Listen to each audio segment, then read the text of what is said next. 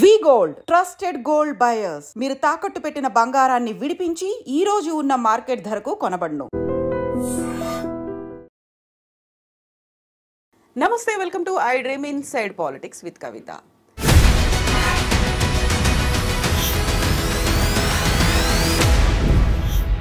తెలంగాణలో రేవంత్ రెడ్డి సర్కార్ వచ్చిన తర్వాత హైదరాబాద్ బ్రాండ్ ఇమేజ్ పడిపోయింది, రియల్ ఎస్టేట్ కుదేలైపోయింది, ఇక్కడ కొనుగోళ్లు అమ్మకాలకి బ్రేక్ పడింది. దీంతో పాటుగా రియల్టర్లు ఆత్మహత్య చేసుకునే దిశగా ఫలితాలు అనేవి కనిపిస్తున్నాయి. తరచుగా ఆత్మహత్యలు అనేవి వినిపిస్తున్నాయి.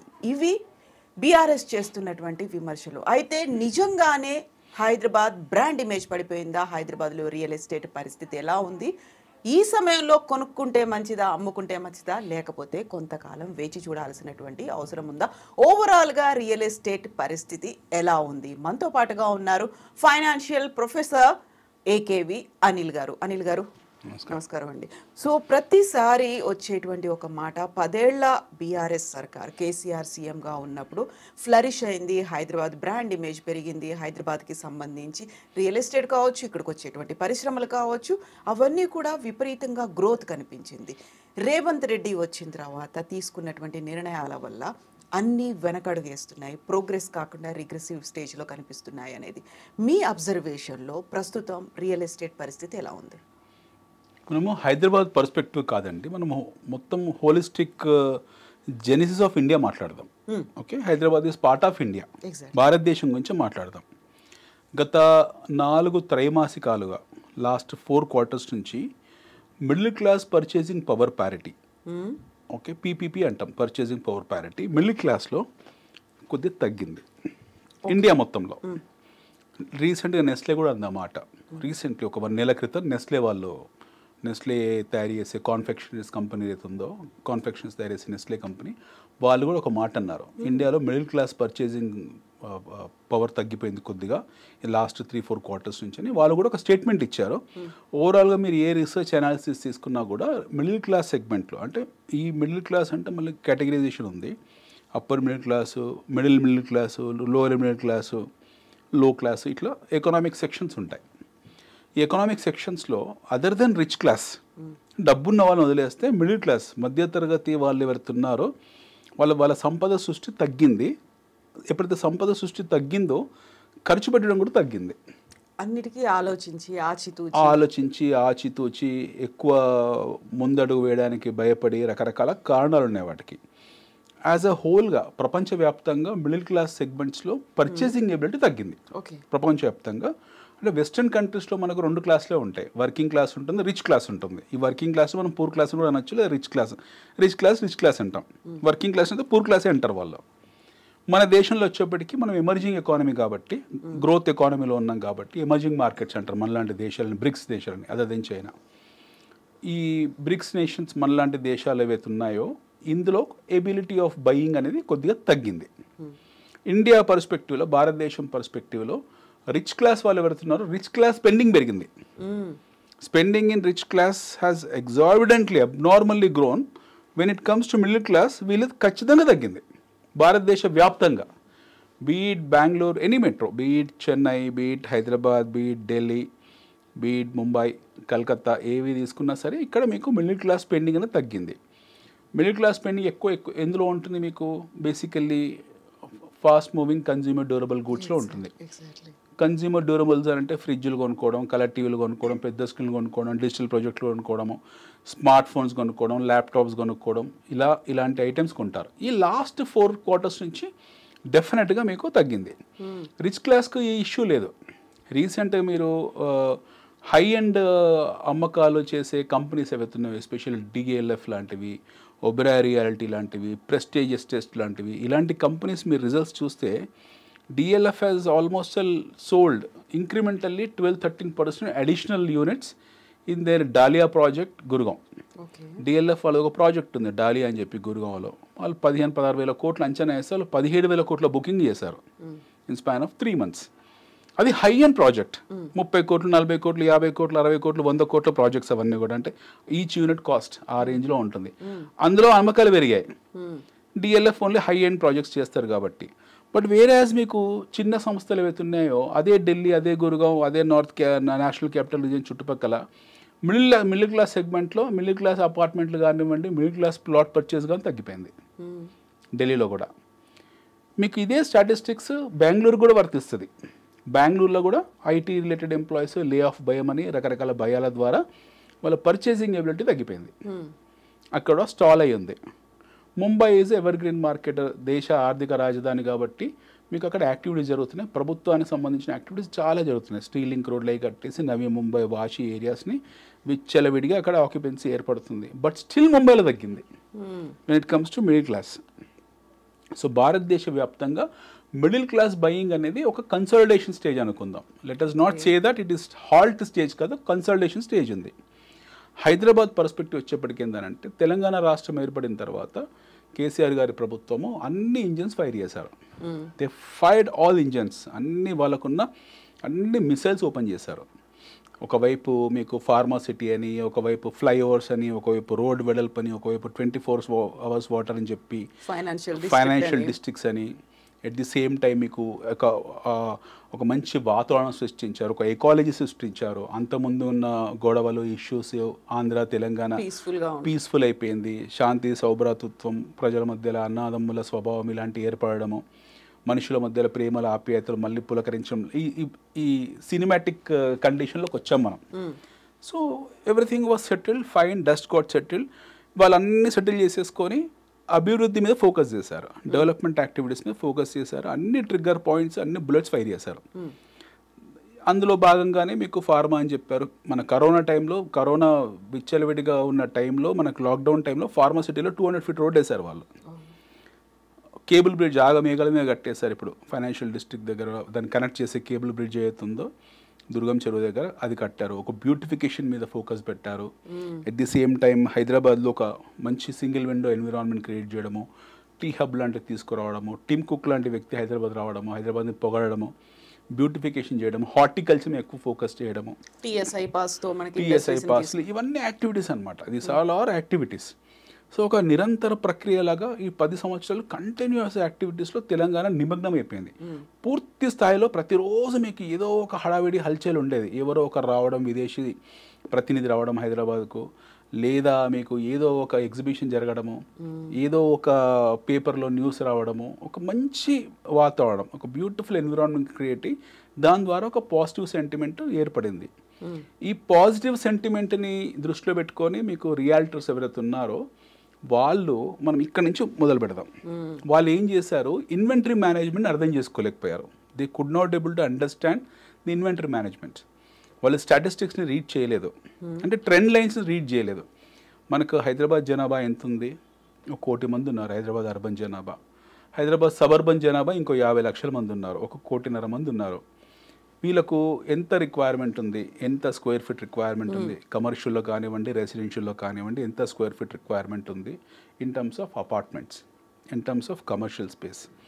When it comes to open plots ఎంత రిక్వైర్మెంట్ ఉంది, ఏ ఏరియాస్ ఫ్యూచర్లో గ్రోత్ కారిడార్స్ అవుతాయి, ఇలాంటి ఏ అంచనా వేయకుండా, అంటే ఇక్కడున్న మనుషుల డిమాండ్ సప్లై ఈక్విలిబ్రియాన్ని అర్థం చేసుకోకుండా ఇన్వెంటరీ మేనేజ్మెంట్ని మిస్అండర్స్టాండ్ చేసుకొని విచ్చలవిడిగా ఇన్వెంటరీ పెంచుకుంటూ వెళ్ళిపోయారు.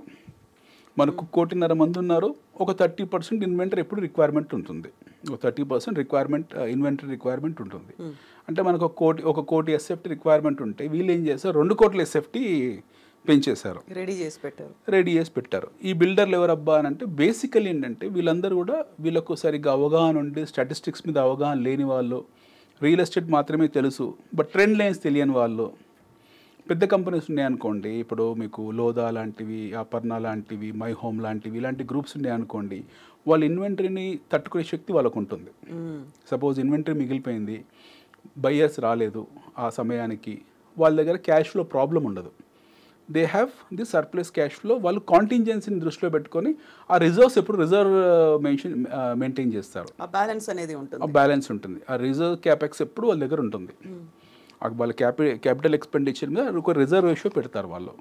ఈ చిన్న బిల్డర్స్ ఏంటంటే వీళ్ళకు తెలియక ఏదో బాచుపల్లి అద్భుతంగా ఉందంట, అక్కడ చలో అపార్ట్మెంట్లు కడదాం, 600 గజాలు 1000 గజాలు ఎవరో ల్యాండ్ లార్డ్ ఇస్తాడు, అటు అగ్రిమెంట్ రాసుకుంటారు, వీళ్ళు 5-10 ఫ్లోర్లు వేస్తారు. అట్లా ఏళ్ళయ్య పుల్లయ్య మల్లయ్య ఎవడు పడితే వాడు రకరకాల జిల్లాల్లోంచి వచ్చి ఎస్పెషల్లీ డిఫరెంట్ డిస్ట్రిక్ట్స్లోంచి వచ్చి పూర్తి స్థాయి అవగాహన లేకుండా రిజిస్ట్రేషన్స్ ట్రెండ్ చూసుకోకుండా సోషో ఎకనామిక్ గ్రాఫిక్స్ ఏవైతే ఉంటాయో అవి అర్థం చేసుకోకుండా ఈ మ్యాట్రిక్స్లు ఏవైతే ఉంటాయో వీటి పట్ల అవగాహన పెంచుకోకుండా ఇన్వెంటరీ పెంచేసుకుంటూ వెళ్ళిపోయారు.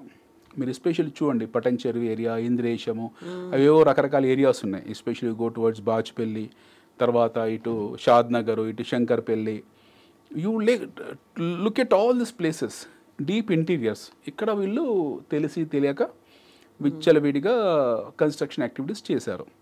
వీళ్ళు చేసినప్పుడు ఏంటంటే కొద్ది డబ్బు వీళ్ళ దగ్గర ఉంటుంది, కొద్ది డబ్బు ఫైనాన్స్ తెచ్చుకుంటారు. Real estate finance is very expensive comparatively with any other finance. Real ఎస్టేట్లో ఏంటంటే అన్సెక్యూర్డ్ లోన్ కాబట్టి వాళ్ళు ఇచ్చేవాళ్ళు కూడా కొలాటరల్ మీద నమ్మకం ఉండి కొలాటరల్ మీద నమ్మకం లేకుండా మొత్తానికి ఏదో రకంగా 1% 2% దగ్గర కొన్ని సందర్భాలు 3% వడ్డీలో లిఫ్ట్ చేస్తారు అవసరాన్ని బట్టి. వడ్డీలు తెచ్చి వీళ్ళు కన్స్ట్రక్షన్ యాక్టివిటీస్ వీళ్ళ దగ్గర కెపాసిటీ ఒక పునాది వేసే వరకు ఉంటుంది, లేదా ఫస్ట్ ఫ్లోర్ వేసే వరకు ఉంటుంది, పిల్లర్స్ కాలమ్స్ వేసే వరకు ఉంటుంది. ఇంకా దాని తర్వాత వీళ్ళకు ఫైనాన్స్ కావాల్సిందే. ఈ కొనేవాళ్ళు బయ్యర్స్ ఎవరైతే ఉన్నారో వీళ్ళు చాలా మటుకు శాంక్షన్స్ అయ్యాయి. శాంక్షన్ వర్సెస్ డిస్బర్స్మెంట్ రేషియో అంటాం మనం బ్యాంకింగ్లో. ఎన్ని శాంక్షన్స్ అయ్యాయి, ఎన్ని డిస్బర్స్మెంట్స్ అయ్యాయి. సపోజ్ 100 శాంక్షన్స్ తీసుకున్నారో అలా 70 డిస్బర్స్మెంట్స్ జరిగాయి అనుకోండి, 70 మంది ఆఫ్ టేక్ చేశారు loan. It's a very good healthy sign. 100 శాంక్షన్లకు 70 మంది లోన్లు తీసుకున్నారంటే హెల్తీ సైన్. 100 శాంక్షన్లకు 90 తీసుకున్నారనుకోండి, అది ఇంకా సూపర్ డూపర్ గ్రేట్ సైన్. 100కు 100 అనేది చరిత్రలో ఎప్పుడు జరగలేదు. భారతదేశ చరిత్రలో 100 జరిగిన దాఖలాలు లేవు. But when it comes to boiling down to 50% or 60% of sanctions, this is alarming ఈ బిల్డర్. సో ఈ బిల్డర్స్ అది చూసుకోలేదు. లాస్ట్ 4 years 5 years ట్రెండ్ చెప్తుంటుంది ఎప్పటికప్పుడు. డిస్బర్స్మెంట్ శాంక్షన్ రేషియోస్ బ్యాంక్ వాళ్ళు ఇస్తూ ఉంటారు. ఆ ట్రెండ్స్ వీళ్ళు అర్థం చేసుకోలేదు. ఆ ట్రెండ్స్ని అర్థం చేసుకోకుండా వీళ్ళు బ్లైండ్ ఫోల్డెడ్గా చాలామంది చిన్న చితక ఈ మిడ్ సైజ్ బిల్డర్స్ వెళ్ళేసి విచ్చలవిడిగా వీళ్ళు ఎక్కడ పడితే అక్కడ ఈ గట్కేసర్ వైపు అని, లేకపోతే ఇటు రాంపల్లి వైపు అని, కొంతమంది ఇందాకన్న బాజ్పల్లి వైపు అని, కొంతమంది శంకర్పల్లి వైపు అని, వీళ్ళందరూ వెళ్ళిపోయి they started the construction activities. No first వీళ్ళు వారి క్యాపిటల్ అడిక్వెన్సీ ఎప్పుడైతే అయిపోయిందో then he has to go for bank. అందులో లోన్ అప్రూవల్స్ ఉంటాయి. ఈ శాంక్షన్స్ చేయించుకున్న క్లయింట్స్ ఎవరైతే ఉంటారో అంటే లోన్ శాంక్షన్ వాళ్ళు, they are not ready to buy the property. ఎందుకంటే లాస్ట్ 7-8 yearsలో ఉన్న స్టెబిలిటీ లాస్ట్ 1 yearలో పోయింది. కారణం ఏంటంటే ఐటీ లే ఆఫ్లు. అంటే మోస్ట్లీ మన క్లయింట్స్ అందరూ కూడా హైదరాబాద్ బేస్డ్ ఐటీ బేస్డ్ వాళ్ళు ఉంటారు. వాళ్ళకు భయోత్పాతం మొదలైంది ఈ లాస్ట్ 2 years నుంచి. ఏదైనా జరుగుతుంది ఇంటర్నల్ వాళ్ళ న్యూస్ ఉంటుంది కదా. ఇప్పుడు డీప్ సీక్ మొన్న ఇష్యూ వచ్చింది. ఈ డీప్ సీక్ లాంటి ఇన్ఫర్మేషన్ వాళ్ళు 1 year బ్యాకే ఉండుంటుంది. సో రేపు పొద్దున్న లే ఆఫ్ జరిగితే ఎలాగా, ఉద్యోగాలు పోతే ఎలాగా, ఆగుదాము, మనం క్యాపిటల్లో ఉందాము. ఐటీ ఎంప్లాయీస్ ఏం చేస్తారంటే ఎనీ పాయింట్ ఇన్ టైం ఒక 4 నెలలకో 6 నెలలకో కావాల్సినంత లిక్విడిటీ పెట్టుకుంటారు. ఇన్ కేస్ లే ఆఫ్ జరిగినా సరే కామన్ ట్రెండ్ వాళ్ళ దాంట్లో. మళ్ళీ వాళ్ళకి జాబ్ వచ్చే వరకు కూడా ఇంకొక లోన్ తీసుకోవాలి, రిజర్వ్స్ పెట్టుకొని ఉండాలి వాళ్ళు. 6 months 7 months 8 months అప్పుడు 1 year వరకు రిజర్వ్స్ పెట్టుకొని ఉండాలి. ఎందుకంటే అన్సర్టెన్ జాబ్స్ అవి. సో వాళ్ళు రిజర్వ్స్ పెట్టుకొని ఉంటారు. వాళ్ళు మ్యాక్సిమం ప్రతి 100 మందిలో ఒక 30-35 మంది ఐటీ రిలేటెడ్ ఎంప్లాయీసే ఉంటారు. వీళ్ళు ఇక్కడ ఆగిపోవడము. రెండోది ఏంటి, అక్కడ ఎట్ ది సేమ్ టైం మనకి ఇందాక మాట్లాడుకున్న కన్సల్టేషన్ ఫేజ్లోకి భారతదేశ వ్యాప్తంగా మార్కెట్స్ వెళ్ళిపోయాయి. రెండో ఫేజు. మూడో ఫేజు ఇన్వెంటరీని అర్థం చేసుకోలేకపోయారు. రిక్వైర్మెంట్ ఉందా లేదా అని అండర్స్టాండ్ చేసుకోలేకపోయి విచ్చలవిడిగా వీళ్ళు కన్స్ట్రక్షన్ యాక్టివిటీస్ చేశారు. ప్రధానమైన అంశం మీ దగ్గరికి ఇప్పుడు మీరు అన్న పాయింట్, తెలంగాణ ప్రభుత్వానికి రేవంత్ రెడ్డి గారి ప్రభుత్వానికి ఉన్న తేడా అంటని. తెలంగాణ ప్రభుత్వము వాళ్ళ దగ్గర ఉన్న మొత్తం మ్యాగజైన్లో ఉన్న బుల్లెట్లు మొత్తం కొట్టేశారు 10 ఏళ్లలో. They fired yes. అంటే let us not take TRS or Congress, let us take the old government regime and new regime. Okay, రెండు కూడా తెలంగాణ ప్రభుత్వం 10 yearsలో అన్నీ అయిపోయాయి. 10 yearsలో ఆల్మోస్ట్ అన్ని ట్రిగ్గర్స్ ఫైర్ చేశారు. ఓకే, భారతదేశంలో అందరికన్నా ఫాస్ట్గా, అందరికన్నా వేగంగా, అందరికన్నా ముందుగా అన్ని చాలా హైపర్గా యూఫోరిక్గా వెళ్ళింది మన ప్రభుత్వమే. అంటే we have to feel proud that we belong to both the governments. అది తెలంగాణ, అది బీఆర్ఎస్ ప్రభుత్వం కావచ్చు, కాంగ్రెస్ ప్రభుత్వం కావచ్చు, ఈ రెండు కూడా మన సొంత ప్రభుత్వాలే. We're part of it. మనం ఎంచుకున్న ప్రభుత్వాలే కదా. So let us not take any bias stand on this. So వాళ్ళు అగ్రెసివ్గా హైపర్గా వెళ్ళి వాళ్ళు ట్రిగ్గర్ కొట్టారు. ఇప్పుడు ఏమైపోయిందంటే ఇక్కడ వచ్చిన తర్వాత ఈ కొత్త ప్రభుత్వం వచ్చేప్పటికీ ఇన్వెంటరీ మిగిలింది ఒకటి. They have the inventory sufficient are over sufficient inventory, undigestible inventory ఉంది మన దగ్గర. రెండోది మనం అనుకున్న సైలెంట్గా కనపడని కన్సల్టేషన్ వచ్చింది. ఒక రకమైన ఎంప్లాయీస్లో, ఉద్యోగస్తులో, బయ్యర్స్లో ఒక రకమైన దేశవ్యాప్తంగా జరుగుతున్న పరిణామాల్లో మనం కూడా అంతర్భాగమే కాబట్టి స్తబ్దత ఏర్పడింది. కామన్ ఫినామినల్ ట్రెండ్ ఇది, ఇండియా మొత్తంలో ఉన్న కామన్ ట్రెండ్ ఇది. ఇది ఏం పెద్ద పారానార్మల్ యాక్టివిటీ కాదు, కామన్ ట్రెండ్. కొన్నాళ్ళు లెటర్స్ వెయిట్ అండ్ బై అనే కండిషన్లకు వెయిట్ అండ్ వాచ్ లేదా పోస్ట్పోన్మెంట్ ఈ కండిషన్లోకి వచ్చారు. మూడోది ప్రభుత్వము, మన దగ్గర ప్రభుత్వం వచ్చేప్పటికీ వీళ్ళు రీసెంట్గా వచ్చిన ప్రభుత్వం, 1 year old ప్రభుత్వం, వీళ్ళు కొత్తగా మళ్ళీ బ్యారెల్ ఫిల్ చేసుకోవాలి, వీళ్ళు ట్రిగర్ పాయింట్స్ తయారు చేయాలి. అప్పటికే ఫ్యూచర్ సిటీని లేదా ఇందాక మనం అనుకున్న ఎక్స్టెన్షన్ ఆఫ్ మెట్రో అని చెప్పి ఇవి ఓల్డ్ సిటీ ఎక్స్టెన్షన్స్ ఇవన్నీ ఉన్నాయి. Old city extension is not a old city extension is good for old city people, not for real estate. Musi ప్రక్షాళన లేదా మూసి సుందరీకరణ ప్రాబబ్లీ ఆ స్ట్రెచ్లో ఆ టెరెన్లో ఉపయోగపడుతుంది తప్పిస్తే పూర్తి స్థాయి హైదరాబాద్కి అది రియల్ ఎస్టేట్కు ట్రిగర్ పాయింట్ కాదు. HYDRAA definitely is a good thing. ఎందుకంటే మీకు ఎంక్రోచ్మెంట్స్ ఏవైతే జరిగాయో HYDRAA definitely is appreciable thing. నేను ప్రతి చోట అదే చెప్తున్నాను, HYDRAA is highly appreciable thing. దాన్ని ఆహ్వానించదగ్గ మూవ్ అది, హైడ్రాని మెచ్చుకోవాలి. ఎందుకంటే హైడ్రాలో మీకు ఏం జరుగుతుందంటే especially buffer zone, okay, FTL full tank levels occupy జరిగింది. మనం 300-400 చెరువులు హైదరాబాద్లో పూర్తి స్థాయిలో ఇప్పుడు కాదు, 25-30 సంవత్సరాల క్రితమే ఇవన్నిటిని పెట్టుకున్నారు. అంటే అందులో యాక్టివిటీ ఇండ్లు కట్టేసి నిర్మించుకున్నారు. ఈ కొత్త ప్రభుత్వం వాళ్ళ మీద అంటే ఆ మూసి ప్రక్షాళనతో పాటు ఎట్ ది సేమ్ టైం చెరువుల ఆక్రమణకు గురైన చెరువులను క్లియర్ చేయాలి, ఆ బఫర్ జోన్లు ఫుల్ ట్యాంక్ లెవెల్ని క్లియర్ చేసుకుందాము అనే ఉద్దేశంతో హైడ్రా మూవ్ చేశారు. బట్ ఈ హైడ్రా మూవ్ చేసే దగ్గరికి ఏంటంటే కొంచెము ఈ కొంచెం దుందుడుకు చర్యలు అనుకోవచ్చు. ఆలోచన బాగుందేమో కానీ ఆచరణలో కొంచెం యాక్టివ్ అయ్యారు. ప్రజల్లోంచి కొద్దిగా రెసిలియన్స్ వచ్చింది. ఒక నెగిటివ్ దుష్ప్రచారం కూడా జరిగింది, ఎస్పెషల్లీ ఫ్రమ్ బిల్డర్ సర్కిల్ నుంచి జరిగింది. అది ప్రతిపక్షాలు ఎక్కడో ఉండరు, ప్రతిపక్షాలు అనే వాళ్ళు ఎప్పుడు మన టార్గెట్ ఆడియన్స్లోనే ఉంటారు. సో బిల్డర్స్ వ్యవస్థ నుంచి లేదు ఇది హైడ్రా వల్ల definitely yes it has impacted the sentiment of people for timing. ఏదైనా సరే ఎప్పుడైనా ఒక ప్రభుత్వం ఎస్టాబ్లిష్మెంట్ అయిన చర్య తీసుకున్నప్పుడు, ఒక కఠినమైన చర్య తీసుకున్నప్పుడు రెసిలియన్స్ ఉంటుంది, దానికి సంబంధించి ప్రతిఘటన అనేది ఖచ్చితంగా ఉంటుంది. సో ఇందాక మనం మాట్లాడుకున్న ఫ్యాక్టర్స్ ఏవైతే ఉన్నాయో అంత కన్సల్టేషన్ ఫేజ్లో ఉండడము, స్లో డౌన్లో ఉండడము, ఓకే, ప్రపంచ బ్యాంకే అంచనా వేసింది, స్వయంగా మన RBI అంచనా వేసింది, స్వయంగా మన ఆర్థిక శాఖనే నీతి ఆయోగే మన డబుల్ డిజిట్ గ్రోత్ లేదు, మనం 5%, 6%లోనే మన GDP గ్రో అవుతుందని స్వయంగా కేంద్ర ప్రభుత్వం తాలూకు ఏజెన్సీలే చెప్పాయి. సో మనం చెప్పడం కాదు, వాళ్ళే చెప్పారు. సో ఆ స్లో డౌన్ ఉంది మన దగ్గర, దేశవ్యాప్తంగా స్లో డౌన్ ఉంది. మనం అతిథులంగా మనం కూడా అందులో భాగం కాబట్టి మన దగ్గర కూడా స్లో డౌన్ ఉంది. ఈ స్లో డౌన్ ప్లస్ మిగిలిపోయిన ఇన్వెంటరీకి హైడ్రా తోడైంది, అగ్నికి ఆజ్యం పోసింది. సో కొంచెం ఒక నెగిటివ్ ఇంపాక్ట్ని ఇనీషియల్ క్రియేట్ చేసింది, సర్దు మణిగింది. ఇమీడియట్గా మళ్ళీ కోర్ట్స్ ఇన్వాల్వ్ కావడము, వీళ్ళు బ్యాక్అవుట్ కావడం, మళ్ళీ దాన్ని రీడిఫైన్ చేసుకుంటూ వెళ్తున్నారు. ఇప్పుడు మళ్ళీ హైడ్రాని ఎలా దాన్ని చేయాలి అనేది, అంటే ఏవైతే ఎంక్రోచ్మెంట్స్ ఉన్నాయో, బ్యారెన్ ల్యాండ్స్ని, ఆక్రమిత బ్యారెన్ ల్యాండ్స్ ఉన్నాయో లేదా బఫర్ జోన్స్ ఉన్నాయో, ఫుల్ ట్యాంక్ లెవెల్స్ ఏవైతే ఉన్నాయో వాటిని కొంచెం క్లీన్ అండ్ గ్రీన్ చేద్దాము, వాటి ఆక్రమణ ప్రక్షాళన చేద్దామని ప్రభుత్వం నిర్ణయం తీసుకుని చాలా మంచి నిర్ణయం. అది అలా హర్షించదగ్గ నిర్ణయం, అది ఖచ్చితంగా రిక్వైర్డ్ నిర్ణయం అది. సో దాని గురించి అది కారణం కాదు. కారణం ఏంటంటే మనకు ఇంతసేపు మాట్లాడుకున్నట్టు దేశవ్యాప్తంగా ఉన్న స్లో డౌన్, ఓవర్ ఇన్వెంటరీ. దేశవ్యాప్తంగా ఎందుకని స్లో డౌన్ వచ్చింది? మరి దేశవ్యాప్తంగా స్లో డౌన్ వస్తుంది, ప్రతి 10 సంవత్సరాలకు 15 సంవత్సరాలకు ఒకసారి స్లో డౌన్ ఉంటుంది, కన్సల్టేషన్ ఉంటుంది. బయింగ్ సెల్లింగ్ యాక్టివిటీలు ఎప్పుడైనా సరే రిక్వైర్డ్. ఇప్పుడు మనం ఒక ఇల్లు ఉందండి, కొత్త ఇల్లు ఉంది, ఒక గృహోపకరణాలు ఉన్నాయి, మనకు అన్నీ కొనేసుకున్నాం ఇంట్లోకి. వి బాట్ ఎవ్రీథింగ్, ఫ్రిడ్జ్, ఒక వాటర్ హీటరు, వాషింగ్ మిషన్లు అన్నీ కొన్నాము. ఇంకా కొనడానికి ఏమీ లేవు అన్లెస్ అంటే మనకి ఏదైనా కొత్త ఆవిష్కరణ జరిగి స్మార్ట్ ఫోను, ల్యాప్టాప్ ఇలాంటివి వచ్చినప్పుడే మనం కొత్తగా కొంటాము.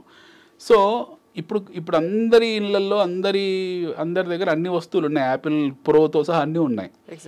ఇప్పుడు రిక్వైర్మెంట్ అంటే నీడ్ ఒకటి అరైజ్ కావాలి, ఒక అవసరం అనేది, వాటికంటూ ఒక లైఫ్ టైం అనేది ఉంటుంది. సో ఇప్పుడు యూజ్ కార్స్ ఉన్నాయండి, ప్రతి సంవత్సరము రకరకాల కార్లు మోడల్స్ రిలీజ్ చేస్తారు. అట్లా అని చెప్పి అన్ని కార్లు కొనుక్కోం కదా, మనకు అవసరం ఉన్న కారు, మన బడ్జెట్లో ఉన్న కారే కొంటాము. సడన్గా సేల్స్ స్లో డౌన్ అవుతుంది ఒక్కోసారి, ఒక 4 yearsకు 5 yearsకు స్లంప్ వస్తుంది. ఎందుకు స్లంప్ వస్తుంది అంటే ఆ కార్లన్నీ ఆల్రెడీ 4 years 5 years వాడిన తర్వాత మళ్ళీ రీసేల్కి వెళ్తాయి, లేదా వాటిని గ్యారేజ్లో పడేసి మళ్ళీ కొత్త కార్లోకి వెళ్తారు. అలాగే మీరు ఫైనాన్షియల్గా అడిక్వేట్ అయ్యే వరకు కూడా మళ్ళీ ఫర్దర్ పర్చేస్ చేయరు కదా. అవును. ఇందులో ల్యాండ్స్లో కానివ్వండి, అపార్ట్మెంట్స్. ఎగ్జాక్ట్లీ. మీకు గత 10 సంవత్సరాల్లో, ఎస్పెషల్ లాస్ట్ 7-8 ఇయర్స్లో వాడు అన్ని రకాల లోన్స్ తీసుకొని అన్ని రకాల వనరులన్నీ వాడేసి అన్ని కొనేసుకున్నారు జనాలు. భూములు హైదరాబాద్ చుట్టుపక్కల భూములు కొన్నారు, అపార్ట్మెంట్లు కొన్నారు, ఇండ్లు కొన్నారు. కొంతమంది అయితే వెళ్ళి ఎక్కడ పడితే అక్కడ ఇన్వెస్ట్ చేశారు. They have bought everything. వాళ్ళకి రిక్వైర్మెంట్ లేదు. ఇప్పుడు మీకు కొత్త బయర్స్ ఎరేస్ కావాలి, కొత్త బయర్స్ ఎరేస్ కావాలని కొద్దిగా టైం పడుతుంది. It might take 1 year 2 years time పడుతుంది, not more than 24 months. But ఈ టైం పీరియడ్ ఏంటంటే ఇది ఒక పెద్ద శిక్ష ఎవరికి, ఇచ్చిన బిల్డర్స్కు. ఎగ్జాక్ట్లీ. ఓకే, ఈ కన్సాలిడేషన్ ఫేజ్ అవుతుందో ఇది వీళ్ళకి శిక్ష, ఈ స్మాల్ బిల్డర్స్కు. ఎందుకు శిక్ష అంటే వాడి వడ్డీకి రేట్లు పెరుగుకుంటూ పోతాయి. ఓకే, సో అది స్వయంకృత అపరాధం. వాళ్ళు ఒక అవగాహన లేకుండా వ్యాపారంలో దిగారు. ఇప్పుడు వ్యాపారంలో దిగినప్పుడు నష్టాలు, కష్టాలు, లాభాలు అన్నీ ఉంటాయి. అది తట్టుకోగలిగితేనే వ్యాపారంలోకి రావాలి, లేకుంటే వ్యాపారం రాకూడదు. ఫస్ట్ అర్థం చేసుకోవాలి. ఒక హైవే మీద మనం ఒక ఇడ్లీ సెంటర్ పెట్టాలనుకున్నాము, మార్కెట్ ఉంటేనే పెడతాము. కుకట్పల్లిలో పెట్టారనుకోండి ఇడ్లీ సెంటరు, నడుస్తున్నాడు గ్యారెంటీ. ఎందుకంటే మీకు అడుగు కర్రీ పాయింట్ ఉంది. దాని బదులు మీరు ఎక్కడ అవుట్స్కట్స్ వెళ్ళి ఏదో టీ కొట్టు పెట్టినా, పాన్ డబ్బా పెట్టినా, ఇంకేది పెట్టినా ఆ హైవే మీద మార్కెట్ ఉంటుంది. ఎందుకంటే వచ్చేవాడు, పోయేవాడు, వాడు ఆకలి కానివాడు అక్కడ అవతల కాసేపు సిగరెట్ కోసం, టీ కోసం ఆగి ఇడ్లో దోశ తినిపోతాడు. సో మార్కెట్ని అర్థం చేసుకోగలగాలి ఫస్ట్. ఇందులో ప్రభుత్వం రోల్ అసలు ఏమీ ఉండదు. ప్రభుత్వం ఏం చేస్తుంది? ప్రభుత్వం ఏం జరుగుతుంది చెప్పండి? ప్రభుత్వం ఏం చేస్తుంది? ఎస్టాబ్లిష్మెంట్ ఎప్పుడు కూడా ట్రిగ్గర్ పాయింట్స్ తయారు చేస్తుంది. ఇప్పుడు ఫ్యూచర్ సిటీ అని చెప్పారు. ఫ్యూచర్ సిటీ అనేది థియరిటికల్గా ఒకటి తయారైంది. అది ఎగ్జిక్యూషన్ కావడానికి కొంచెం టైం పడుతుంది. The will take 1 year 2 years. దాన్ని మాస్టర్ ప్లాన్ తయారు చేయడము, దాని తాలూకు మోడల్స్ ఆపరెండి తయారు చేయడము, అందులోకి ఏ ఇండస్ట్రీ వస్తుంది, ఏ ఇండస్ట్రీ. ఇప్పుడు ఆర్టిఫిషియల్ ఇంటెలిజెన్స్ కూడా మాట్లాడుతున్నారు, రోబోటిక్స్ గురించి కూడా మాట్లాడుతున్నారు. So you have to give some space and time even to government. ప్రభుత్వానికి కూడా స్పేస్ ఇవ్వాలి. ఇప్పుడు మనం పేపర్లో ప్రచురించగానే తెల్లారి అందులోకి ఉద్యోగులు రారు, ఇమీడియట్ ఇండ్లు కట్టుకోరు. It will take some time. ఇప్పుడు మనకు ఏదన్నా భారతదేశంలోనే కాదు, ప్రపంచంలో ఏదైనా సరే, ఇప్పుడు చైనా ఉంది for example. There is something called as ever grand. అక్కడ పెద్ద రియల్ ఎస్టేట్ కంపెనీ సర్వనాశనమే కుప్పగొలిపోయింది. అది మనకు తెలియదు యాక్చువల్లీ. అది చైనా ఎకానమీ కూడా ఎఫెక్ట్ పడింది. వాళ్ళు తెలియక వాళ్ళు ఏం చేస్తారు, చైనాలో పెద్ద సంస్థ తయారు చేశారు ఎవర్ గ్రాండ్ అని చెప్పి. హౌసింగ్ ఊర్లు నగరాలు కట్టేసుకుంటూ వెళ్ళిపోయారు. బయ్యర్ లేడు దానికి. There is no buyer for that. Finally collapse అయిపోయింది, అది కంప్లీట్గా కొలాప్స్ అయిపోయింది. సో అట్లా అంత పెద్ద దేశంలోనే అలాంటి పొరపాట్లు జరిగాయి. చైనా లాంటి దేశంలోనే whom we think that forward thinkers. ఆధునిక ప్రపంచానికి, వాళ్ళ అమెరికా కాదు, ఆధునిక ప్రపంచానికి దిక్సూచి చైనానే. ఎందుకంటే వాళ్ళ కుటీర పరిశ్రమ కావచ్చు, వాళ్ళ చేతి వృత్తులు కావచ్చు, లేకపోతే వాళ్ళ ఎస్ఎంఈస్ కావచ్చు, వీటన్నిటిని వాళ్ళు ఆర్గనైజ్ చేసి, ఛానలైజ్ చేసి ఒక గొప్ప ఇండస్ట్రీగా తయారు చేసి ఒక ప్రొడక్షన్ హబ్గా అయిపోయింది. Not America, it is China in fact. మరి అలాంటి చైనాలోనే మనకు ఎవర్ గ్రాండ్ లాంటి సంస్థలు కుప్పగొలిపోయాయి. మన దగ్గర ఎలాంటి సైంటిఫిక్ స్టడీస్ లేవు, ఇక్కడ బిల్డర్స్ దగ్గర ఎలాంటి స్టాటిస్టిక్స్ ఇన్ఫర్మేషన్ లేదు, రిజిస్ట్రేషన్ ఇన్ఫర్మేషన్, ట్రెండ్ లైన్స్ చూడరు, ఇన్కమ్ లెవెల్స్ అర్థం చేసుకోరు, ఎంప్లాయబిలిటీ కానీ, ఎంప్లాయ్మెంట్ కానీ, ఉత్పత్తి వ్యవస్థ కానీ, ఉత్పాదక శక్తి కానీ, ఇవన్నీ అర్థం చేసుకోకుండా నా దగ్గర 10 కోట్లునే నేను 10 అపార్ట్మెంట్లు కడతాను వచ్చేసి 10 కోట్లు పెట్టి 10 అపార్ట్మెంట్లు కడతాడు వాడు, పునాదులు వేస్తాడు. తర్వాత ఇంకో 10 కోట్లు కావాలి, వడ్డీ తెచ్చుకుంటాడు. ఈలోగా బ్యాంకుకి వెళ్తాడు. ఆ బ్యాంక్ కూడా సరే బాగానే ఉంది బాబు, ప్రాజెక్ట్ అప్రూవల్ ఇస్తాడు, మీరు వెళ్ళండి అని చెప్పి. కస్టమర్స్ రారు, బయ్యర్స్ రారు. సో ఈ కట్టిన దానికి వడ్డీలు, ఈ కట్టినంత వరకు వడ్డీలు కట్టాలి, ఈ ప్రెషర్ ఉంటుంది. రెండోది ఆక్యుపెన్సీ ఉండదు. అపార్ట్మెంట్స్లో ఇంకో తలనొప్పి ఏంటంటే సరే 50-60% కట్టినది డిప్రిసియేషన్ స్టార్ట్ అయిపోతుంది. 1 year 2 years 3 years వదిలేశారనుకోండి, అది డిప్రిషియేట్ అయిపోతుంది. ఆ ప్రాజెక్ట్ ఆటోమేటిక్గా ప్రాజెక్ట్ వాల్యుయేషన్ పడిపోతుంది. భూమి ఉందనుకోండి, రియల్ ఎస్టేట్లో భూమి ఉంది, మీరు కొనండి కొనకపోండి, భూమి విలువ తగ్గదు కదా, అట్లా ఫిక్స్ అయి ఉంటుంది. అది 4 పెయింట్లు 4 పెయింట్ డబ్బాలు పెట్టి రంగులు కొడితే 1000 రూపాయలు ఏడు పెంచవచ్చు. ఇప్పుడు ఓపెన్ ప్లాట్ లేఅవుట్ ఉంది, మీరు బయ్యర్ కొంటేంది కొనుక్కుంటేంది. నేను రేపు పొద్దున ఈరోజు 10,000కి నేను లేఅవుట్ వేసాను, కొనకండి, నో ప్రాబ్లం. 4 మొక్కలు పెట్టి 4 మొక్కలు పెట్టి అవి పెంచేసి రేపు పొద్దున ఫౌంటైన్ పెట్టి దానికి మంచి గింటింగ్ కొడితే అది బ్యూటిఫై అయిపోతుంది. ఆ చుట్టుపక్కల కాలనీ పడింది అనుకోండి, 10,000కి అమ్మేది 20,000కి అమ్ముతా. Always the land lord is at the benefit. వాడి ఎడ్జ్లో ఉంటాడు. But when it comes to apartments, you have a threat called as bhutam, called as depreciation. అది తెలియని భూతం అనమాట, అది ఇన్విజిబుల్ డెవిల్ అది. సో ఆ డిప్రిసియేషన్ ప్రెషర్ ఒకటి ఉంటుంది. ఖచ్చితంగా వాళ్ళు ప్రాజెక్ట్ని కంప్లీట్ చేసి డిస్బర్స్ చేయాల్సిందే. అంటే ఎండ్ ప్రోడక్ట్, ఫైనల్ ప్రోడక్ట్ అందులో దాని యూసేజ్కి రావాల్సిందే. ఇంకోటి వాటి మీద ఉన్న వడ్డీ రేట్లు. 99.9% బిల్డర్స్ పబ్లిక్లో డబ్బు లిఫ్ట్ చేస్తారు. Very few people are self sufficient, self adequacy ఉంటుంది వాళ్ళకు, వాళ్ళు సొంత డబ్బులతో చేస్తారు, వాళ్ళకి ఏ ఇష్యూ ఉండదు, ఆక్యుపెన్సీ లేకుండా సర్లే అని వదిలేస్తారు. బట్ చాలామంది ఏంటంటే వాళ్ళ దగ్గర ఆ సెల్ఫ్ సఫిషియన్సీ ఉండదు. They have to lift money from public. వాళ్ళు పబ్లిక్లో డబ్బులు లిఫ్ట్ అంటే వాళ్ళు తెలిసిన దగ్గర ఇక్కడ వడ్డీలకు డబ్బులు తెస్తారో అది వడ్డీ చక్రవడ్డీ అయిపోయి ఊపిరి సలుపుకొనివ్వదు. అక్కడ నుంచి వాళ్ళు ఫోన్లు చేస్తూ ఉంటారు, నా డబ్బులు ఏమైంది. బెదిరింపులు ఉండవు, బట్ బెదిరింపులు ఉండకపోవడం మెంటల్ టార్చర్ ఎక్కువ ఉంటుంది, ప్రెషర్ ఎక్కువ ఉంటుంది. బెదిరింపులు చాలా తక్కువ సందర్భాల్లో ఉంటాయి, ఎందుకంటే వీళ్ళు ఏం చీట్ చేయలేదు, వీళ్ళు అమ్ముకోలేని పరిస్థితిలో ఉన్నారు. సో స్వాభిమానము లోన్స్ తీసుకొని వస్తారు, వాళ్ళ వేరే ఆస్తులు తనఖా పెడతారు, తాకట్టు పెడతారు, అక్కడ లోన్లు కట్టాలి, అక్కడ వడ్డీ కట్టాలి, ఆక్యుపెన్సీ ఉండదు, కస్టమర్ బయింగ్ యాక్టివ్ ఉంటుంది. ఈ ప్రెషర్లోకి వెళ్ళిపోతారు. ఈ ప్రెషర్లోకి వెళ్ళిపోయి కొంతమంది వాళ్ళు పాపం they go ill and very recent గా 10 రోజుల్లోనే 2 సూసైడ్ చేసుకున్నారు అనే మాట మనకు తెలియదు. దాని డ్యూ డిలిజెన్స్ మనకు తెలియదు. యాక్చువల్గా ఇప్పుడు సూసైడ్ ప్రతి వ్యాపారంలో సూసైడ్స్ ఉంటాయండి. ఇది ఒకటే వ్యాపారం కాదు. మీరు స్టాక్ మార్కెట్ ట్రేడింగ్ తీసుకుంటే రోజు 10 మంది క్రిప్టో ట్రేడింగ్లోనో లేకపోతే షేర్ డెరివేటివ్ మార్కెట్ ట్రేడింగ్లో రోజు 10 మంది వస్తారు భారతదేశంలో. ఇది బిల్డర్స్ అని మనం ఏదో హైలైట్ చేసి చెప్పాల్సిన అవసరం లేదు. మీరు స్టాక్ మార్కెట్ ట్రేడింగ్ తీసుకోండి, డెరివేటివ్ మార్జిన్ కాల్స్ ఉంటాయి. ఈరోజు 1000 పాయింట్లు పడింది అనుకోండి, మార్జిన్ కాల్స్ ట్రిగ్గర్ అయిపోతే, ఇప్పుడు సపోజ్ నా ఎబిలిటీ 10 లక్షలు, నేను ₹1,00,00,000 మార్జిన్ తీసుకొని నేను స్టాక్ మార్కెట్ ట్రేడింగ్ చేస్తున్నాను, 1000 పాయింట్లు మార్కెట్ పడింది, నైట్ ట్రిగ్గర్ అయిపోయాయి మొత్తం కూడా. దెన్ వాట్ విల్ హ్యాపెన్, నేను బ్యాంక్రప్ట్ అయిపోతాను. నేను ఆ బ్రోకరేజ్కో ఎవరికో ఆ డబ్బులు కట్టాల్సి ఉంటుంది, కట్టలేని పరిస్థితిలో ఉంటాను. నా ఆస్తి చెప్తా అంటాడు, లేకపోతే ఇంకో అంటాడు. The only option left for me to save little property for my family is to end my life. So నా లైఫ్ని ఎండ్ చేసుకుంటా, నా ఫ్యామిలీ మిగిలిపోతుందని చెప్పేసి నేను నా లైఫ్ని ఎండ్ చేసుకుంటా. You find this in stock markets, you find this in derivatives, you find this in margin calls.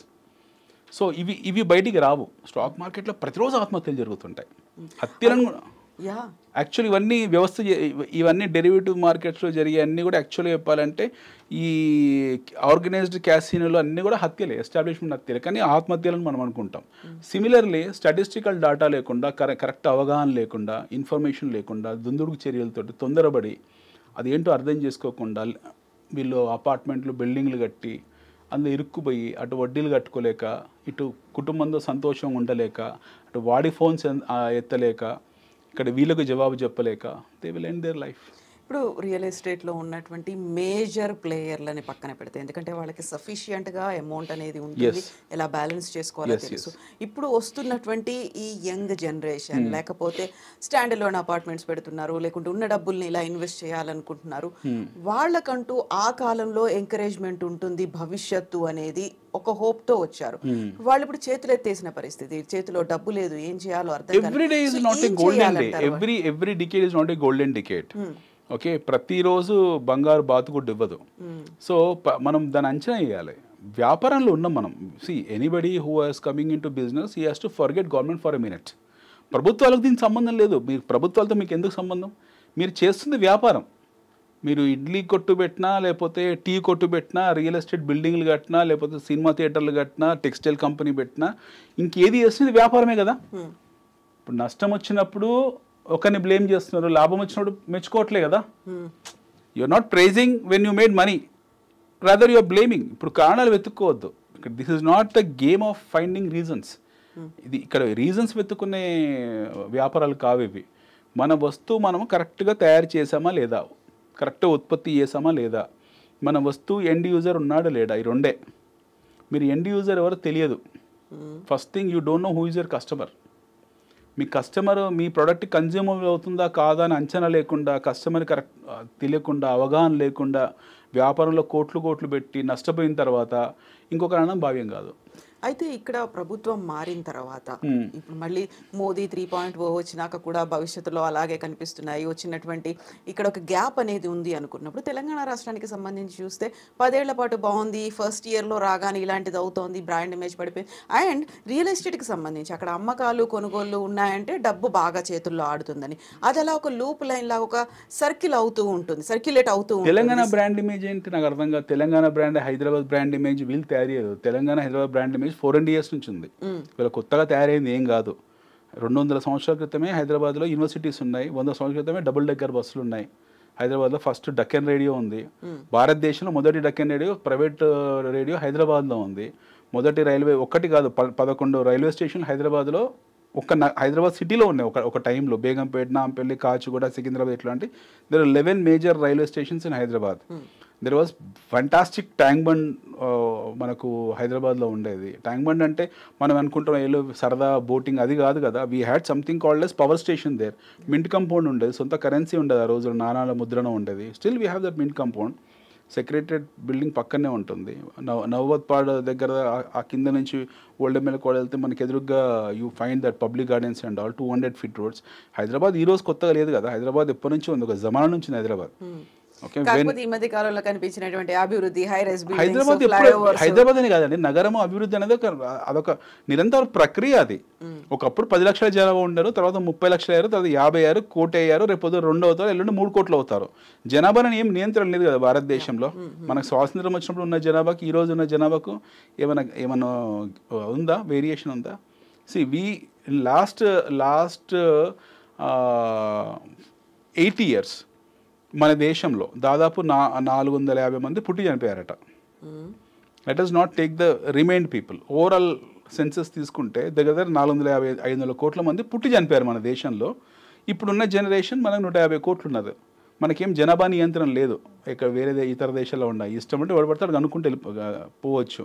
Micro family మా అని సిస్టమ్ మనం పెట్టుకున్నాం. బట్ డబ్బులు ఉన్నవాడికి 2-3-4 పిల్లలు ఉన్నారు చాలా మంది. ఇప్పుడు మళ్ళీ ఇంకా ఎక్కువ మందిని కనండి అనేటువంటి కాన్సెప్ట్ ని కూడా చెప్తూ వస్తున్నారు కదా. అవి ఉంటాయి, అవి నిరంతరం ఉంటాయి. అవి వాడి ఎబిలిటీ, అది వాడి దగ్గర ఫైనాన్షియల్ డీప్ పాకెట్ని బట్టి ఉంటుంది. ఇప్పుడు నాకు మగ పిల్లగాడు కావాలని చెప్పి 3-4 ఆడపిల్లల వరకు వెయిట్ చేసి 5వసారి మగ పిల్లాడైనా ఎంతోమంది తల్లిదండ్రులు ఉన్నారు. There are plenty of people like that.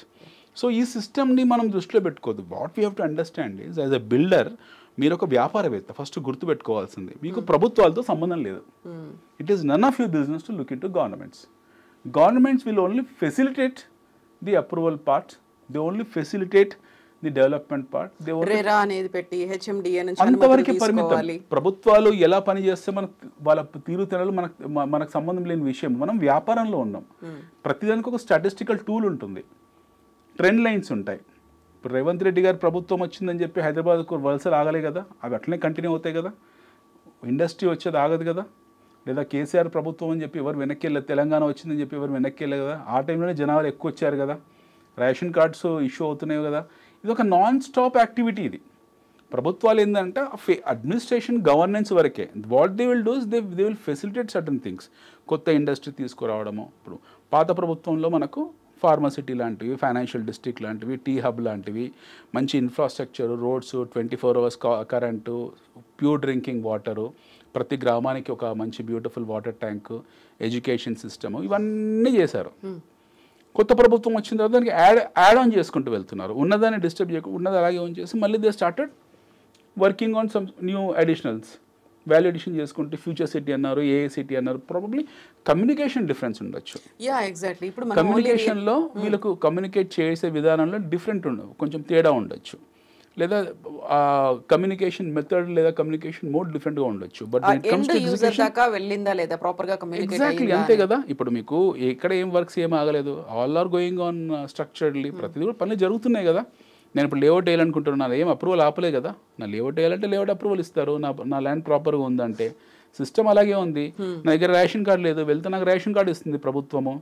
నాకు ప్రభుత్వ ఆసుపత్రికి వెళ్తే నా కులానికి మతానికి సంబంధం లేకుండా నాకు ట్రీట్మెంట్ జరుగుతుంది. ఇవేం ఆగలే కదా. అయితే అనిల్ గారు, మామూలుగా ఒకదానికొకటి ఇంటర్లింక్డ్గా ఉంటుంది. ఇప్పుడు కొనుగోలు శక్తిని బేస్ చేసుకునే ప్రతిదీ ఉంటుంది. రియల్ ఎస్టేట్లో కూడా కొనుగోలు శక్తి ఎంత ఉంది, వాళ్ళ అమ్మకాలు ఎలా ఉన్నాయనే దాన్ని పెట్టి, ఈవెన్ కార్ కొనుగోలు దగ్గర నుంచి మీరు చెప్పినటువంటి రెగ్యులర్ కమోడిటీస్ కొనుగోలు, ఇవన్నీ కూడా Hyderabad definitely when it comes to other states మనం ఇందా ఫస్ట్ అనుకున్నాం పాయింట్, వీఆర్ మైనస్లో ఉన్నాం in terms of our registrations. Okay, దీనికి ప్యూర్ ఇన్వెంటరీ మేనేజ్మెంట్ బాధ్యత వహించాలి. ఇన్వెంటరీ మేనేజ్మెంట్ ఇప్పుడు ఎవరు వాగిపోయాయి? ఒక 2 years back, 3 years back, 4 years back వీళ్ళు కన్స్ట్రక్షన్ స్టార్ట్ చేశారు. ఏదో రకరకాల ఊహాగానాలతో లేకపోతే ఇమాజినేటరీ థింగ్స్తో యూఫోరిక్ కండిషన్లో యాక్టివిటీ స్టార్ట్ ఈ చేశారు. ఏరియా విపరీతంగా డెవలప్ అయిపోతుంది అది వాళ్ళు అనుకున్నారు, వాళ్ళ ఇమాజినేషన్ అది. ఓకే. వాళ్ళకు ఒక అంటే వాళ్ళు ఏ స్టడీ ప్రకారం చేస్తారో తెలియదు, మరి వాళ్ళ స్టడీస్ వాళ్ళ దగ్గర ఉన్న టూల్స్ వాళ్ళు ఉన్న మెకానిజం ఏంటో మనకు కూడా తెలియదు. అంటే ఎస్పెషల్లీ ఈ చిన్న బిల్డర్స్ 50 కోట్లు 100-200 కోట్ల రూపాయలు పెట్టిన వాళ్ళందరూ చిన్న బిల్డర్సే. వీళ్ళ దగ్గర ఏ స్టడీ మెథడాలజీ ఉంది, వీళ్ళ దగ్గర ఏ స్టడీ టూల్స్ అయినా మనకు కూడా తెలియదు. అంటే వాళ్ళ సొంత స్టడీ అనమాట అది. ఈ ఏరియా డెవలప్ అవుతుందో వాళ్ళు అనుకుంటున్నారు, అది వాళ్ళు అనుకోవడం మాత్రమే. ఎందుకు డెవలప్ అవుతుంది, ఎలా డెవలప్ అవుతుంది అనేది దాని వెనుకలో స్టడీ ఉంటుంది. ఇప్పుడు ఫైనాన్షియల్ డిస్ట్రిక్ట్ ఉంది, పక్కన కోకాపేట్ ఉంది, ఒకే ఇక్కడ తుక్కు కూడా ఉంది. ఆ ఏరియాలో విచ్చలవిడి డెవలప్ అవడానికి కొన్ని మీకు ట్రిగ్గర్ పాయింట్స్ ఉన్నాయి. There are certain trigger points. అక్కడ హౌసింగ్ సెక్షన్ ఆదిబట్ల టీసీఎస్ అనో ఇంకేదో కారణాలని చెప్పి కొన్ని ట్రిగ్గర్ పాయింట్స్ ఉన్నాయి. ఆ ట్రిగ్గర్ పాయింట్స్ అన్నిటికీ వర్తించదు కదా, దాన్ని మీరు యూనివర్సలైజ్ చేయలేరు, దాన్ని తీసుకెళ్ళి వేరే చోటికి ఆపాదించలేరు. ఎందుకంటే ఈ లొకేషన్కు ఉన్న అడ్వాంటేజ్ వేరు, ఆ లొకేషన్కు ఉన్న డిసడ్వాంటేజ్ వేరు. దీన్ని తీసుకెళ్ళి దానికి ఆపాదించి ఎగ్జాక్ట్లీ ఇలాంటిదే సిమిలర్ యాక్టివిటీ ఇక్కడ జరుగుతుందని వాళ్ళు అనుకోవడం అది భ్రమ. సో వాళ్ళు భ్రమలో ఉన్నారేమో కానీ బయ్యర్ భ్రమలో లేడు, ఇది గుర్తుపెట్టుకోవాలి. Buyer is always smart. Buyer knows where to buy, where not to buy. వాడికి తెలుసు, బయ్యర్ నోస్ ఇట్, నేను ఎందుకు కొనాలి ఎందుకు కొనకూడదు అనే విషయంలో బయ్యర్కు పూర్తి స్థాయి అవగాహన ఉంటుంది. అవగాహన లేనిది బిల్డర్కు.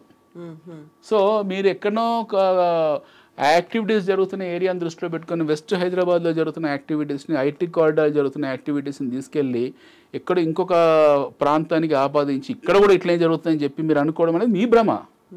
క్లయింట్కి భ్రమ కాదు. Client will not come to west Hyderabad from 50, 60, 70, 80 kilometres ఈ ట్రాఫిక్లో. It's impossible. అయితే మీరు ఇప్పుడు అన్నటువంటి ఒక స్తబ్దత అనేది ఉంది, ఒక ఫేజ్ వచ్చింది అనుకున్నప్పుడు నమ్మకం కలిగించాల్సింది ఎవరంటారు? సరే ఇది ఒక ఫేజ్, ఇది దిస్ షెల్ టు పాస్ అనుకొని ముందుకు వెళ్ళాలి. ఆ నమ్మకం ఎవరు కలిగించాలి, ఎవరికి ఉండాలంటారు? అంటే నమ్మకం కలిగించడం అంటే బయ్యర్ అయినప్పుడు నమ్మకం ఎట్లా? ఇప్పుడు నమ్మకం కలిగించాను నేను రోజు వచ్చి మీకు భయంకర టీవీల్లో పేపర్లో ప్రచారం చేస్తున్నాను. ఓకే, నా దగ్గర ఎబిలిటీ లేదు. ఇప్పుడు you don't first we need to understand what is the population of Hyderabad. First మనం అర్థం చేసుకుందాం basics. 1.2 crores, 1.1 crores Hyderabad population registered. Suburb population ఎంత ఉంది? ఇంకో 40 లక్షలు వేసుకోండి. ఓకే, మీకు ఆల్మోస్ట్ ఒక 1.5 కోటి జనాభా ఉన్నారు. హెచ్ఎండిఏ పరిధి ఎంత? 1,05,000 ఎకరాలు హెచ్ఎండిఏ పరిధి. హెచ్ఎండిఏ చుట్టుపక్కల ఉన్న సబర్బ్ పరిధి ఎంత? ఇంకో 1,00,000 ఎకరాలు అనుకోండి, 2 లక్షల ఎకరాల పరిధి. హెచ్ఎండిఏ పరిధి 2 అన్ని కలుపుకుంటే 2 లక్షల ఎకరాల పరిధి, 1.5 కోటి మంది జనాభా. నేను నేను 2 కోట్ల మందికి 3 కోట్ల మందికి ఇన్వెంటరీ తయారు చేశా. రేవంత్ రెడ్డి గారు ముఖ్యమంత్రి రోజు మైక్లో వచ్చి అద్భుతాలు జరుగుతున్నాయి, ఫంటాస్టిక్, ఇంద్రుడు వస్తున్నాడు, చంద్రుడు వస్తున్నాడు, ఊర్వశి వస్తుంది అని చెప్పేసి ఆయన మైక్లో పెట్టుకుంటే ఈ 1.5 కోటి మందే కదా. బయ్యర్ కలకత్తా నుంచో, గుజరాత్ నుంచో, కాశ్మీర్ నుంచో, పాకిస్తాన్ నుంచో, వెస్ట్ బెంగాల్ నుంచో రాడు కదండి. అంటే మన దగ్గర ఇన్వెస్ట్మెంట్స్ వచ్చాయి, లేకుంటే మన దగ్గర పరిశ్రమలు వచ్చాయి అనుకుంటే సిటీ ఎక్స్పాండ్ అవుతుంది, అప్పుడు బయట పరిశ్రమలు వస్తూనే ఉన్నాయి కదా. పరిశ్రమలు ఆగడం అంటే ఏం జరగదు కదా. మీకు ఆల్రెడీ ఈవీ సెక్టర్కు మనం we're almost headquarter. EV sector జరుగుతుంది. మీకు విషయం తెలుసా, there is in Hyderabad the largest electric charging point is in Hyderabad. భారతదేశంలో ఒకే స్పాట్లో 40-50 ఎలక్ట్రిక్ వెహికల్స్ని ఛార్జ్ చేసే పాయింట్ హైదరాబాద్లో ఉంది, ఇంకెక్కడ లేదు. అది కూడా చాలా రీసెంట్గా పెట్టారు. రీసెంట్లీ హార్డ్వేర్ పార్క్ దగ్గర ఒక 5-6 months బ్యాక్, 1 year బ్యాక్ పెట్టారు. At a shot you can charge some 40-50 vehicles. అలాంటిది మీకు బెంగళూరు లేదు, ఢిల్లీలో లేదు. ఇవన్నీ యాక్టివిటీస్ అనేది ఓవర్ నైట్ జరగవండి. This activities will time consuming process. ఇవన్నీ మెల్లిమెల్లే జరుగుతాయి. మన దగ్గర ఉన్నాయా 2.5-3 కోట్ల మంది ఇన్వెంటరీ ఎగ్జాస్ట్ కావాలంటే ఇట్ విల్ టేక్ 1-2 years.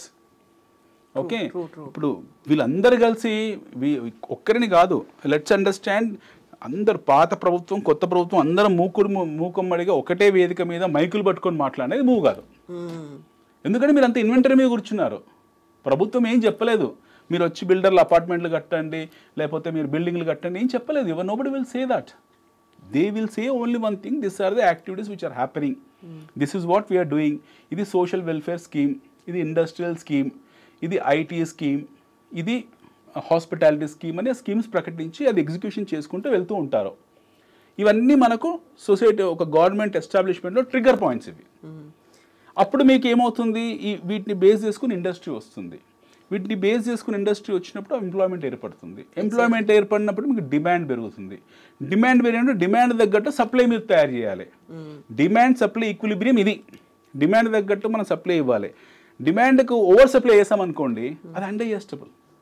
కాకుండా మనకు ఒక నోషన్ అనేది ఉంది, హైదరాబాద్ ఎంత ఎక్స్పాండ్ అవుతుందో, ఎంత డెవలప్ అవుతుందో అంత పెద్ద ఎత్తున ఒక హైదరాబాద్ ఈ రోజు నుంచి ఇంకో 10 ఏళ్ళకి మీరు వేసుకుంటే వి విల్ బీట్ బాంబే, ఢిల్లీని బీట్ చేస్తాం మనం. ఈ రోజు నుంచి ఇంకో 10 ఏళ్ళు వేసుకోండి మీరు, అలా అనుమానం కూడా లేదు. ఇక్కడ నుంచి ఇంకో 50-60 కిలోమీటర్లు వెళ్ళిపోతుంది. We are Asia Pacific headquarter అవుతాం. Let us forget about south India. We will become Asia Pacific headquarter. దీనికి 1,00,000 కారణాలు ఉన్నాయి. నేను చెప్తాను ఏంటి కారణాలు అనేవి. మీకు ఎన్నో కారణాలు ఉన్నాయి ఇది ఎదగడానికి. ఓకే, దిస్ ఈజ్ మొత్తం ఏషియా పాసిఫిక్, అటు బే ఆఫ్ బెంగాల్కు ఇటు అరేబియన్ సీకి మధ్యలో ఉన్న centre point, safest point zone, seismographic కండిషన్స్లో most safest points. Okay, at the same time multi cultural city, multi linguistic city with lot of peaceful track record for last at least for 300 years.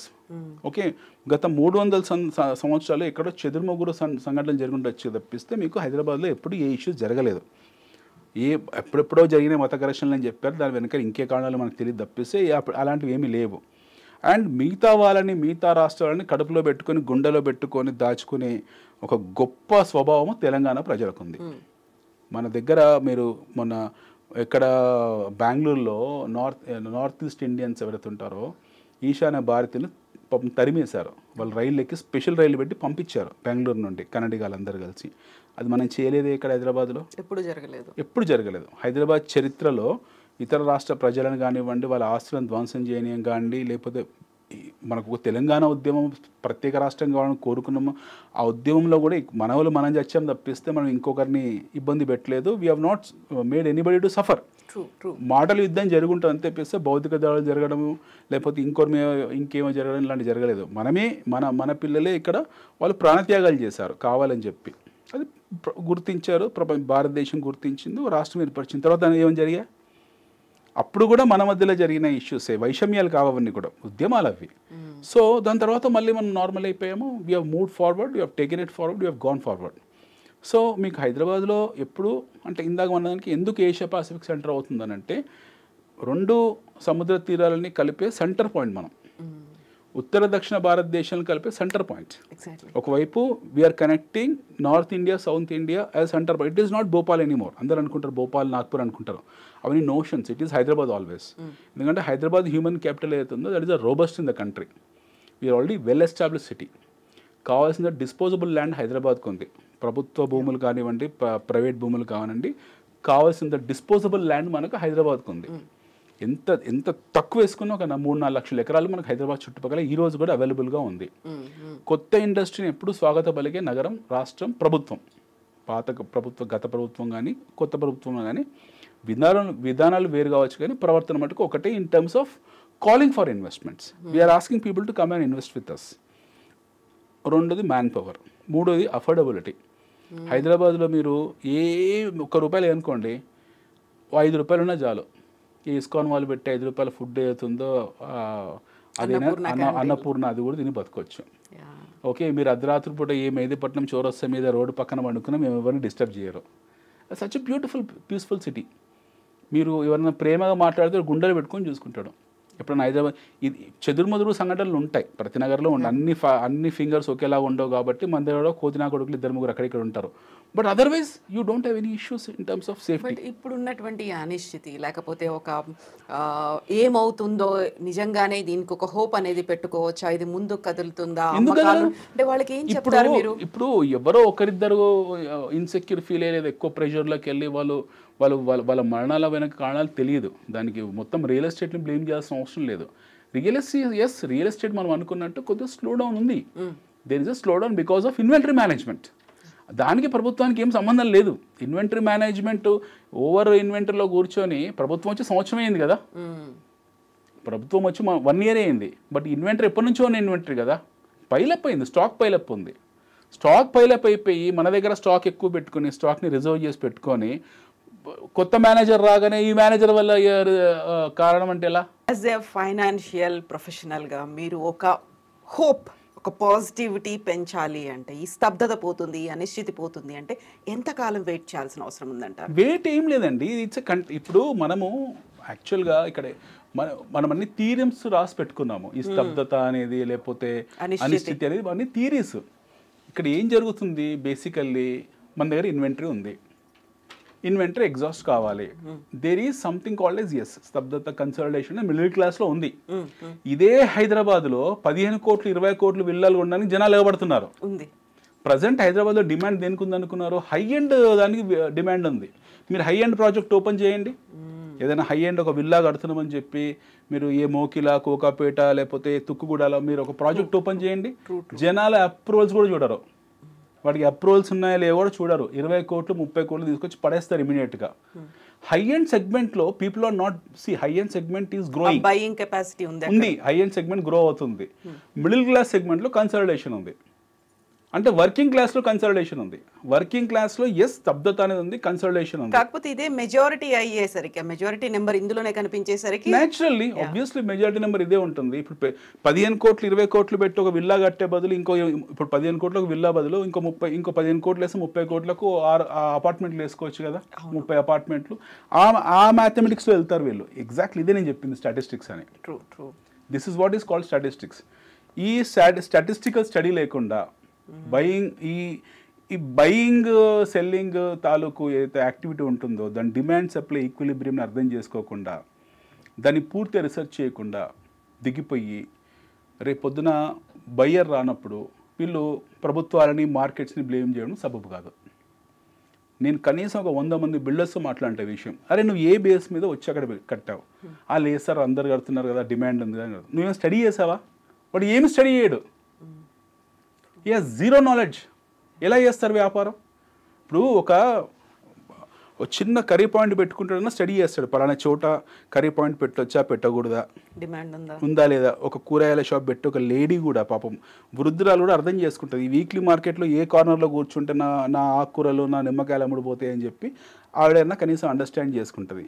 ఈ 10 కోట్లు 20 కోట్లు 30 50 20 కోట్లు పెట్టి పెద్ద Endeavour ఏమంటారు ఏం కార్లు, ఫార్చునర్ కార్లలో వైట్ అండ్ వైట్ కద్దర్లు గిద్దర్లు వేసుకొని బంగారం బ్రాస్లెట్లు ఇవన్నీ వేసుకొని దిగిపోతారు. వీళ్ళు షో ఆఫ్లు అయితే కనపడతాయి బాగా బయటికి, బట్ వీటి స్టడీ ఉందా లేదా అనేది ఇంపార్టెంట్.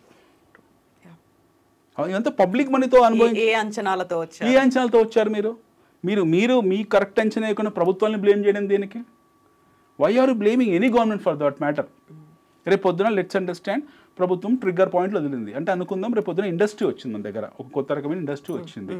కేంద్ర ప్రభుత్వమో రాష్ట్ర ప్రభుత్వమో వీళ్ళిద్దరు ఇంటిగ్రేట్ అయ్యి ఈ ఎలక్ట్రానిక్ వెహికల్ తాలూకు ఒక ఇండస్ట్రీ ఓపెన్ చేద్దాము, ఒక 10,000 లక్షల మందికి ఉపాధి కల్పిద్దామని అక్కడ ఢిల్లీ పెద్ద హృదయం చేసుకొని హైదరాబాద్ని లిఫ్ట్ ఇద్దామని చెప్పి మనకు పెద్ద ఎకనామిక్ కారిడార్ పెట్టారనుకోండి. ఎగ్జాంపుల్ చెప్తున్నా, పెడతారు, ఎట్లా జరుగుతుంది అది, that is bound to happen.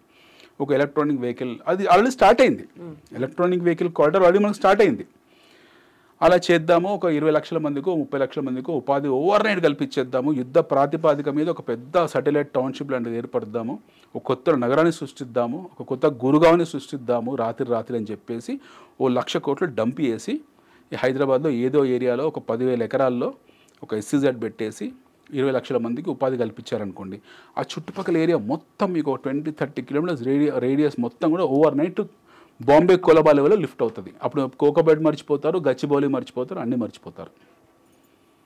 అప్పుడు పొగుడతారు, ఓవా అది ఐసా ఉందని. అట్లా అవి జరగవు, వన్స్ ఇన్ బ్లూ మూన్ జరగవచ్చు. ఓకే, ఇప్పుడు లాంగ్ బేర్ లావాసా కట్టే ఇప్పుడు ఏడుస్తున్నారు అక్కడ. సో ఇలాంటివి మనం అర్థం చేసుకోవాల్సింది ఏంటంటే we need to understand that మెటిక్యులస్గా ఒక బిజినెస్ మ్యాన్, ఒక ఎంటర్ప్రెన్యూర్ ఎవరైతే ఉంటారో వ్యాపారవేత్త, ఫస్ట్ అతను స్టడీ చేసుకోవాలి. అన్నిటినీ కాంటింజెన్సీ ఫ్యాక్టర్స్ని డిస్కౌంట్ చేసిన తర్వాతనే వ్యాపారంలో దిగాలి. ఆ వ్యాపారాన్ని కరెక్ట్, ఇది వ్యాపారం. రియల్ ఎస్టేట్లో బిల్డర్స్ అనేవాళ్ళు కన్స్ట్రక్షన్ చేసేది వ్యాపారం. 20 కోట్లు 30 కోట్లు తీసుకొచ్చి మార్కెట్లో నేను వ్యాపారం చేస్తున్నానంటే ఫస్ట్ అంచనా వేయాలి, వయబిలిటీ ఉందా లేదా అంచనా వేయాలి. ఈ ప్రభుత్వం ఉంటే ఎలా ఉంటుంది, పోతే ఎలా ఉంటుంది, కొత్త ప్రభుత్వం వస్తే ఎలా ఉంటుంది అని ఇమ్మెటీరియల్, అసలు సంబంధం లేని సబ్జెక్ట్ అది. ఎబిలిటీ ఆఫ్ పర్చేసింగ్ అవుతుందో దాన్ని అంచనా వేయాలి. We need to understand that how this market effectively influence my capital. నా క్యాపిటల్ని ఎలా ఇన్ఫ్లుయెన్స్ చేస్తుంది మార్కెట్ కండిషన్స్. మార్కెట్లో ఫస్ట్ ఎవరు? బయ్యర్స్, ఎండ్ యూజర్ని ఏది ప్రభావితం చేస్తుంది అది ఆలోచించాలి. ఎండ్ యూజర్ ప్రభావితం చేస్తే అతని ఇన్కమ్ లెవెల్స్, అతని పర్ క్యాపిటల్, అతని మంత్లీ ఇన్కమ్, అతని జాబ్, అతను పనిచేసే ఇండస్ట్రీ, ఇవన్నీ ఇన్ఫ్లుయెన్స్ చేస్తాయి. లేదా వ్యాపారవేత్తని అతని వ్యాపారం చేస్తున్న విధి విధానాలు ఇన్ఫ్లుయెన్స్ చేస్తాయి. సో మీకు ఒక 100 మంది బయర్లు ఉన్నారంటే 80 మెంబర్స్ ఎంప్లాయ్మెంట్స్ ఉంటారు, 20 మెంబర్స్ ఇంకెవరో ఉంటారు self employed. But me prime target 80 మెంబర్సే కదా. 80 మెంబర్స్ ఏ సెగ్మెంట్లోంచి వస్తున్నారు, అలా ప్రభుత్వ ఉద్యోగులు ఎంత, ప్రైవేట్ ఉద్యోగులు ఎంత, ఐటీ ఉద్యోగులు ఎంత, ఫార్మా ఉద్యోగులు ఎంత, ఇవన్నీ స్టాటిస్టిక్స్ అంచనా ఇవ్వాలి. వేసిన తర్వాతనే వ్యాపారంలోకి వెళ్ళాలి. ఏ ప్రాంతంలో ఉన్నారు, ఏ ప్రాంతానికి ఎగ్జాక్ట్లీ. మీరు సడన్గా ఇన్వెంటరీ బెంచ్ చేసుకుంటూ పోయి ఓవర్గా మీకు మీరే ఫీల్ అయిపోయి ఇక్కడ ఏదో మ్యాజిక్ జరుగుతుంది, అల్లావుద్దీన్ అద్భుత దీపం ఉందని చెప్పేసి లక్షల కోట్ల రూపాయలు తీసుకొచ్చిందో పడేసి కోట్ల స్క్వేర్ ఫీట్లో ఇన్వెంటరీ రెడీ చేసి పెట్టుకొని రేపొద్దున ఇంకొకరిని బ్లేమ్ చేయడం సబబు కాదు. దీనికి ప్రభుత్వానికి సంబంధం లేదు. Government is only A facilitator who can maximum create trigger points. They are doing it. Yes, Anil garu, thank you so much for the elaborate clarification. Thank you so much. Thank you.